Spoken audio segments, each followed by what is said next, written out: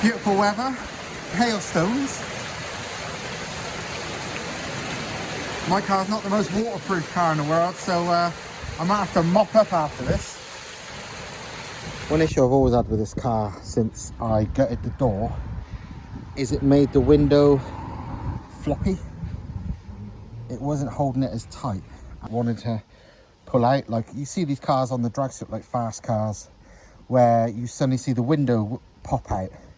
It's because at speed there's, I don't know if it's higher pressure inside or lower pressure outside, but whatever it is, the pressure differential tends to make the windows suck out.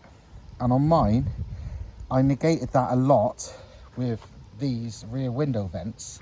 So even at the half-mile day, although I put tape on the window at the top on the half-mile day, 'cause I was worried that it was going to try and suck out at speed, but then I realised it didn't. So like even at like 170 miles an hour, even with nothing on, it did pull the window out a bit, but it didn't like snap it off or pull it out.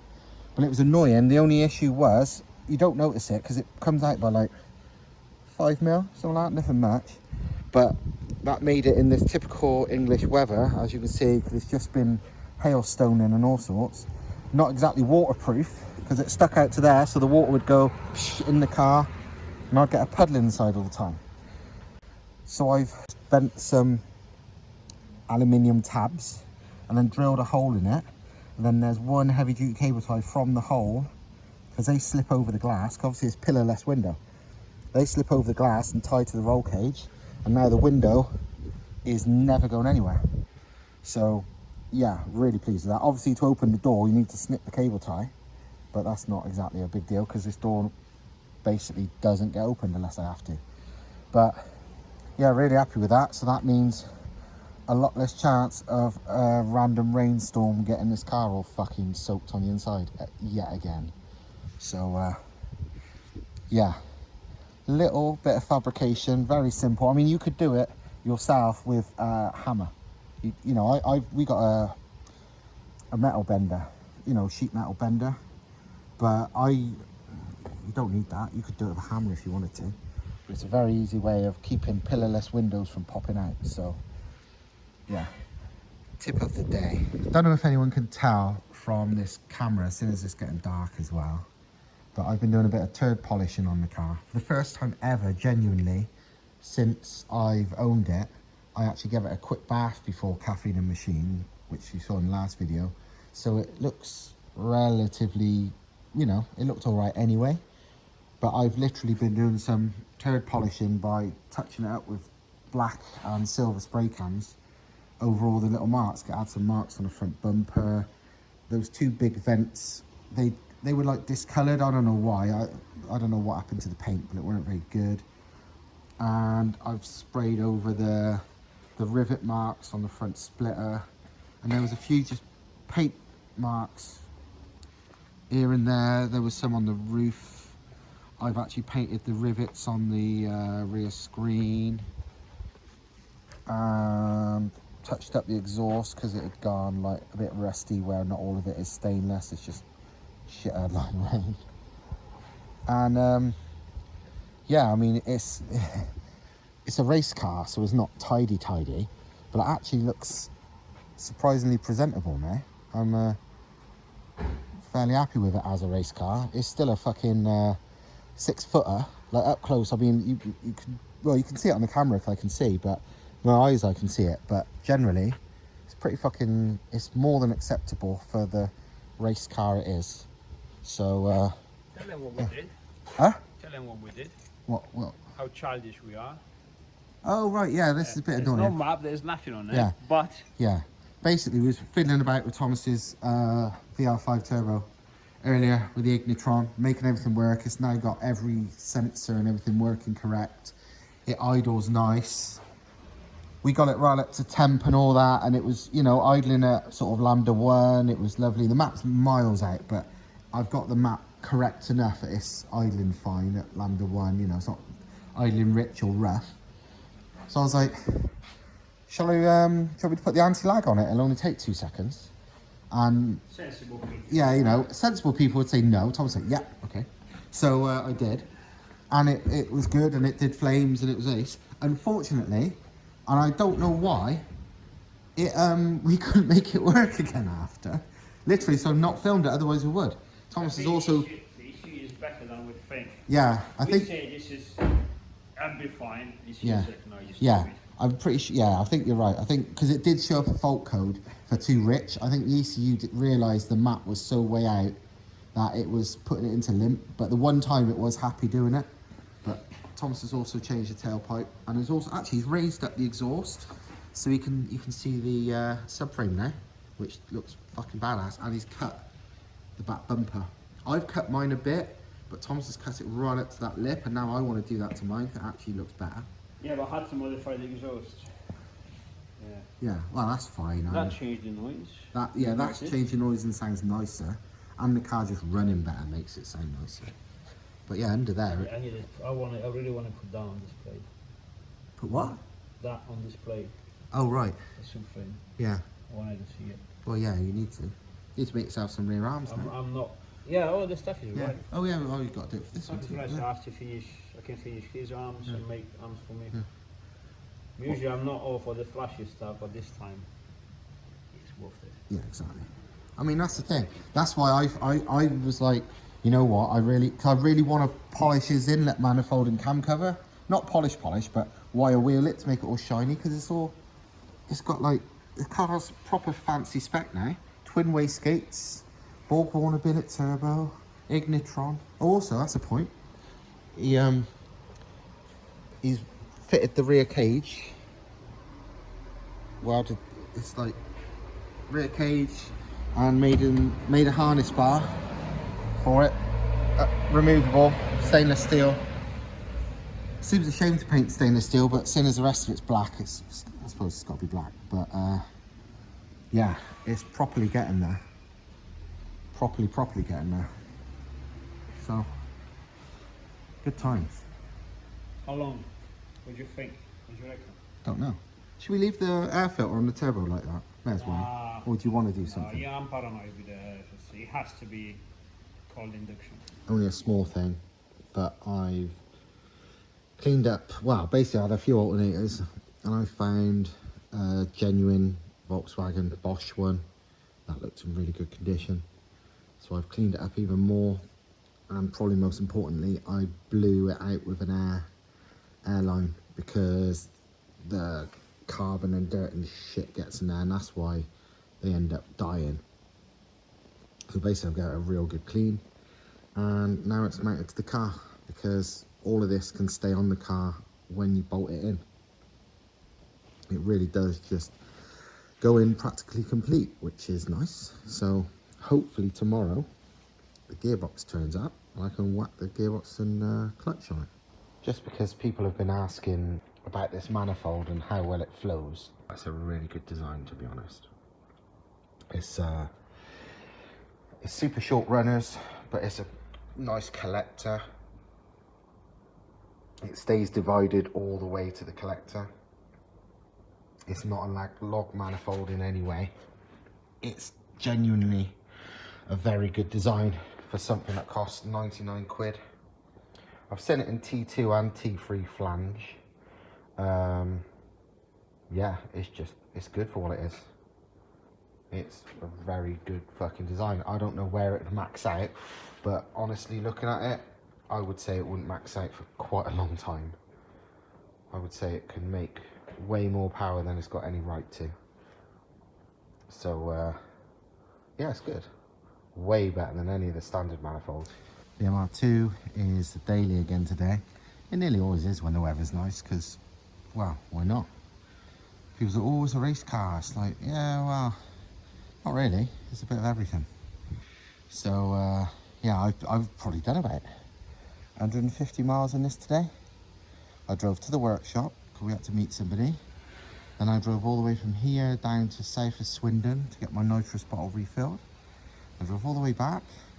I drove to Aldi to get us some lunch. So yeah, done a fair bit of miles in it, but it don't miss a beat. You know, had a couple of races, some 1100cc new Aprilia motorbike and some other shit on the way, so a bit of fun. And yeah, good times. Thomas's car is back on the ground and looking badass, looking more complete. Just being on the ground just makes a hell of a difference. Yeah, it's cool as fuck. Obviously he's got the harness bar he made, because the standard harness bar thing that comes with that roll cage won't fit with the new setup. It needs a engine cover and all that. He's decided on this air filter, which I would have ran the even more giant one, that one over there by the bin, but he's trying to be sensible. So he's got a still massively gigantic, and he's got two 3-inch air feeds coming from the duct. So it's good, because there is nowhere on this setup, without doing what I did, to have a true air box that wouldn't be restrictive at like 500 plus horsepower. So having an open, you know, and enough air is better than cold air. You know, no restriction is the number one thing. Colder then is the bonus. But he's gonna have that like that. Obviously the boost pipe will be heat wrapped. It's not gonna be cable tied. That's just to work out its position. And then two cold air feeds from the side. Be better than most, that's for sure. What I'm doing right now is my gearbox for my new engine has arrived. It's a standard Audi TT 225, a BAM box basically. It was 150 quid delivered. I've literally spent the last, I don't know, 45 minutes with wire wheel and brake cleaner, making a mess. Basically, it's pretty clean. It looks like a very good condition box, but it looks like, I reckon the car was broken for spares because it had terminal rust, because I reckon it lives somewhere near the sea, or maybe in Scotland or somewhere shitty, because it was very white with aluminium corrosion, you know, which can be from, especially from road salt and sea salt. It's not generally just, it was bad enough. I don't think it's just from getting wet.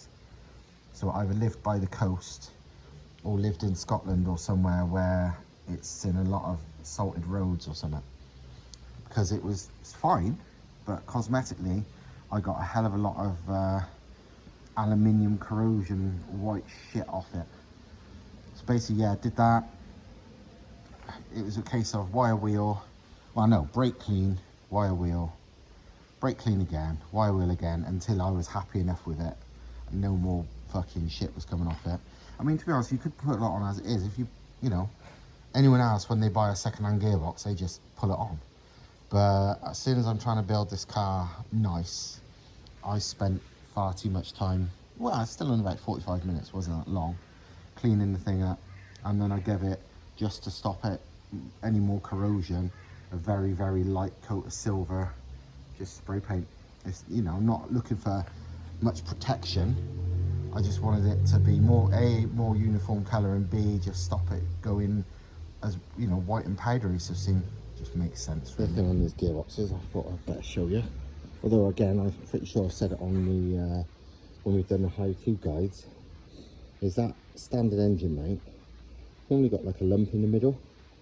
Cut that off, shave it off. Today I got the angle grinder, cut the biggest lump off, then a flappy disc wheel, and smoothed it off. Basically those two bolts you use, but our engine mount is flat, so it needs to be level with that, otherwise obviously the mount won't fit. But again, that's like 5 minutes work with 0 skill, so super easy. And yeah, now that's done, I'm gonna put all this stuff away, and I don't know what I'm gonna do. I might even go home.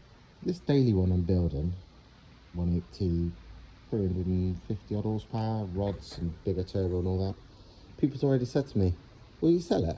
And the answer is, honestly, yeah, fucking right I would. This, I can't see me selling, because I can't see me someone ever offering me, well, everything's for sale.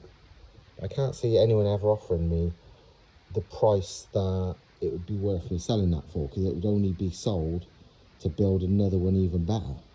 So realistically, it would be something stupid like fucking, I don't know, 25 grand or something, which is probably more than anyone would offer me for that.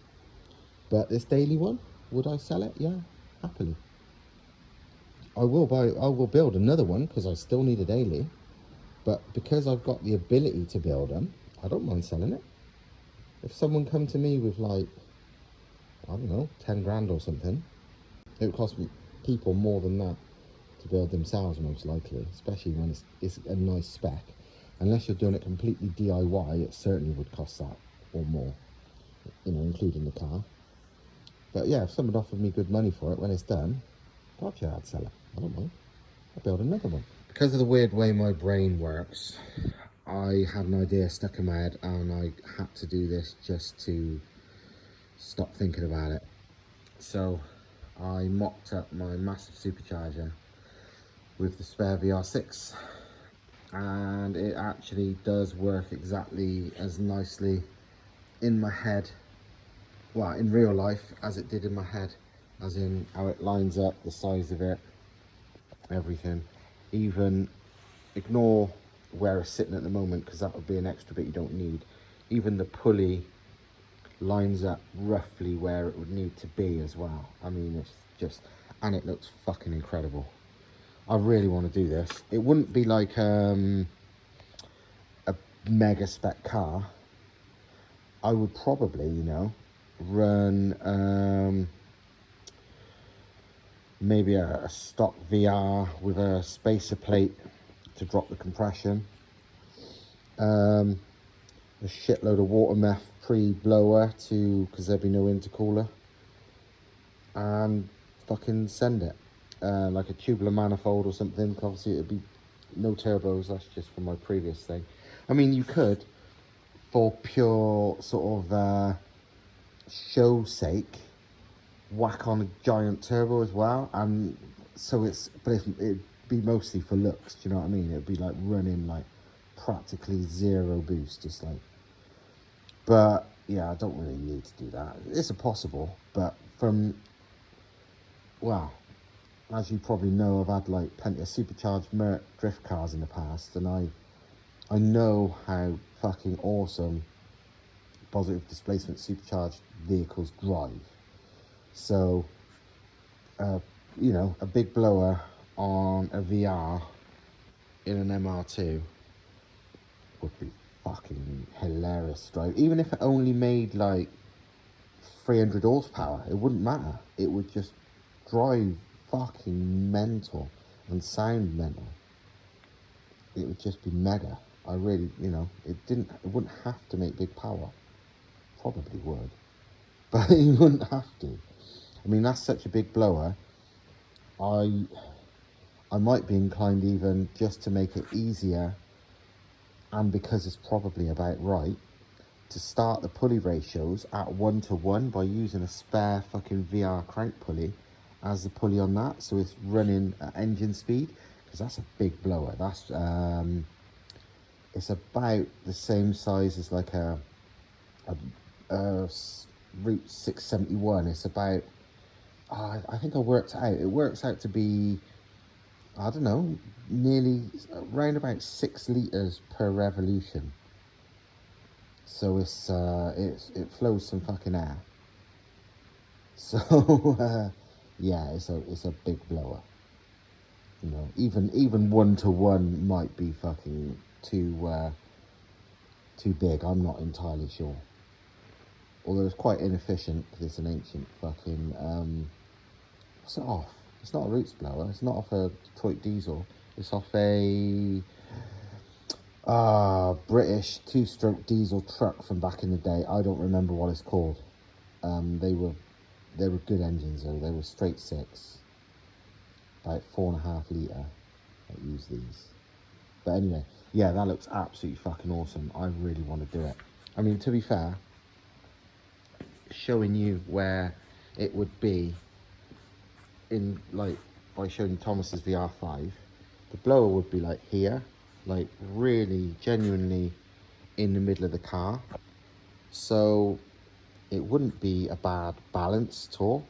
That's why I think no turbo, because the turbo would just be for show. But yeah, just like a tubular manifold and yeah, whatever, just purely supercharged. So I think it would fucking actually, thinking about it, it would handle, it would be a proper fucking go-kart. Because all the weight would be there, less weight at the back than on a turbo one. Oh man, I really want to do it. I might have to. It'd be fucking cool. You know, because obviously the blower inlet and outlet is on the right side. As you can probably maybe see from this one, you know, the pulley, there's room, because I would probably most likely not run an extra pulley on the end of the crank pulley, because most of these VR supercharged, you know, the sort of, when fitted into Golfs and Crados and all that shit, they basically run it off the auxiliary pulley. And because I won't be running big boost or big RPM on the blower, more like, it probably wouldn't slip, so it'd probably be all right. I wouldn't need a separate pulley on the end, but there is room if I needed to.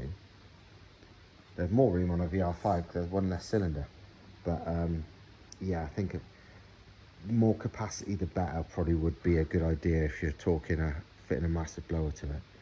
But it would just be such a fun car, just instant whop, just no turbo spooling up, no nothing. It's just, you know, big V8 style grunt, but without a V8, because that's a lot more work to fit. Although, yeah, do like that idea too. But yeah, I ain't doing it now though, because I've got this to finish. But in all honesty, now I've got that idea in my head, if anyone did buy this car when it's complete, that's the gearbox by the way, I would so do that next, because that's now stuck in my head. It'd be, yeah, it'd be cool as fuck. This looks amazing though, fair play. I really like how mid-engine this is. My engine goes to like here. The VRs are, you know, it's a lot more work, I know, but it's a very mid-engine vehicle. I'm currently sitting on the floor at Mark's house, trying to help him do his nightmare of a water meth injection setup. And it's not a nightmare for any other reason apart from modified car stuff is shit, and tuners often are shit. Basically, he got this tank, this methanol tank, which, to be fair, it's clever as in it hides behind the original plastic so you can't see it.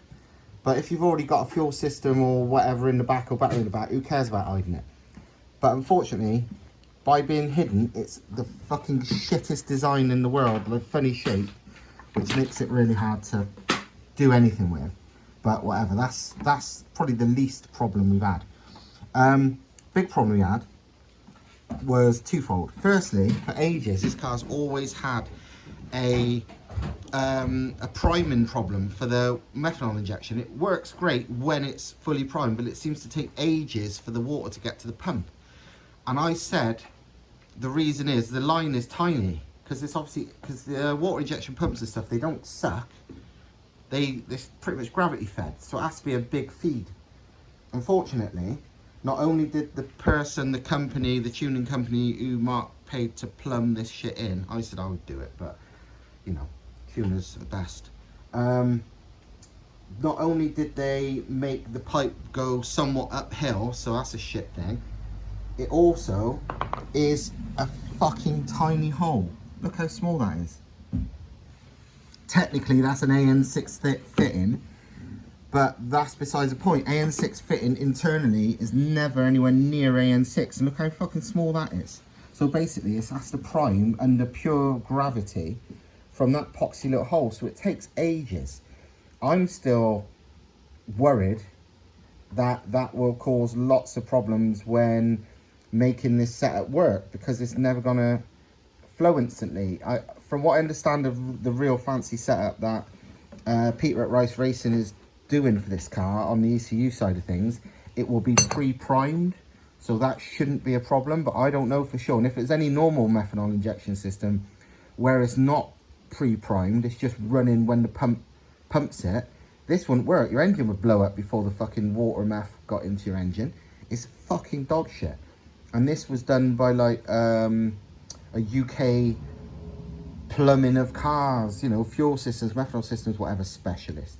It's fucking shit. I'm really, like, I would be pissed. This needs to be like as big as the inlet of the water injection thing, so like double the size. Because AN6 as a measurement and an AN6 fitting is two different things.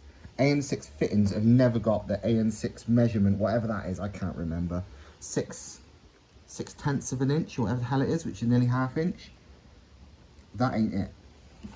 Anyway, that might not be our problem. Today, I've been solving the problem of the float level, the low level thing, because you kind of want that, because yeah, you could check it every day, but to be on the safe side, it's safer to have a low level float thing.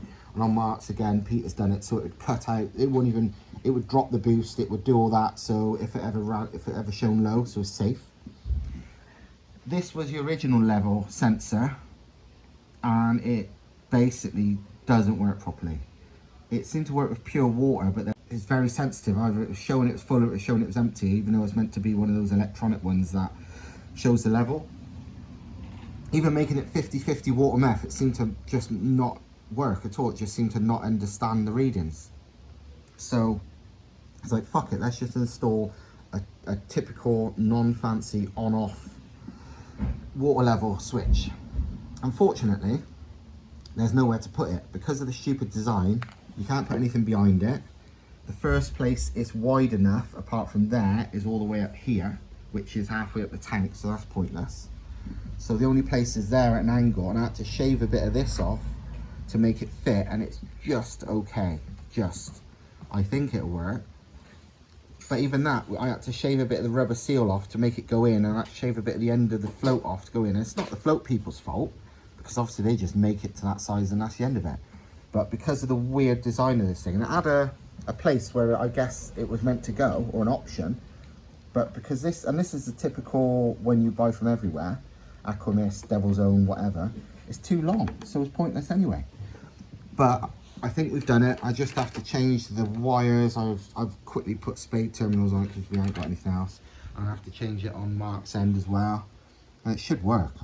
I fucking hope. It will. But it's a fucking nightmare. I honestly thought I'd be here for about 10 minutes. I don't know how long I've been here now. Only an hour.